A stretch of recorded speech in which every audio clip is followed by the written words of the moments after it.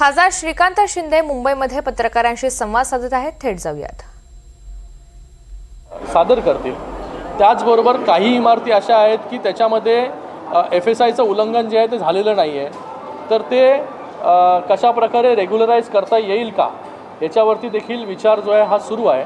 आणि आत्ता 18 तारखेला कोर्टाची तारीख आहे आणि त्या कोर्टाच्या तारखेमध्ये हे जे 65 इमारतीमधील सगळे रहिवासी आहेत त्यांना देखील पार्ट म्हणून कोर्टाने सांगितलेलं आहे. ती एक चांगली बाब आहे की ते स्वतः जे आहे त्यांचं म्हणणं जे आहे ते कोर्टापुढे मांडू शकतील.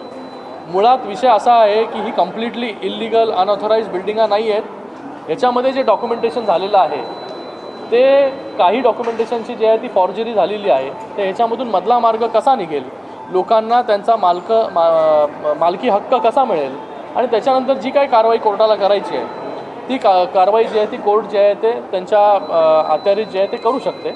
फक्त मालकी हक्क आणि नंतर डीम कन्व्हेन्स हा जर झाला तर मूळ जो मालक आहे, मूळ जो फ्लॅट धारक आहे त्याला त्याचा हक्क जो आहे तो अबाधित राहील आणि भविष्यामध्ये त्याला त्याचा जो काय नुकसान जे आहे ते नुकसान होणार.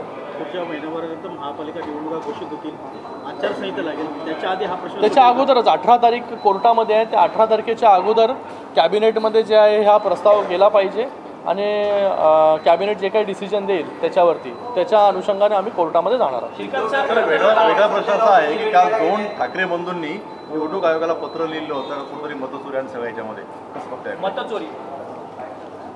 आता जे बिहारमध्ये यांनी केलं, जे बाकी ठिकाणी हे करतायत, तशाच प्रकारे महाराष्ट्रामध्ये सुरू आहे. आणि मला वाटतं जेव्हा पराभव समोर दिसतो तेव्हा हे सगळे कारणं जे आहेत हे समोर येत असतात.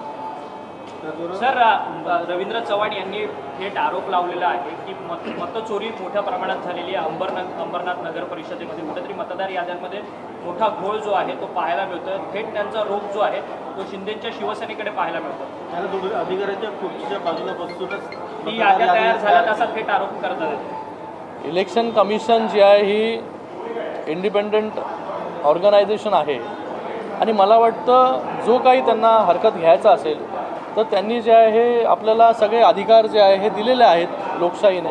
त्याच्यामध्ये जाऊन जर त्याच्यामध्ये काय प्रॉब्लेम असेल तर मला वाटतं इलेक्शन कमिशनचा जो परवीव आहे त्याच्यामध्ये मी काही जास्त बोलू शकत नाही. परंतु विरोधक म्हणतात की मतचोरी होते, मतदार याद्यांमध्ये घोळ आहे, परंतु आता सत्ताधारी देखील म्हणतात की मतदार याद्यांमध्ये घोळ आहे. मग मतदार याद्यांमध्ये घोळ हा नाहीच आहेत का मुळात? नाही, मी असं म्हणत नाही आहे.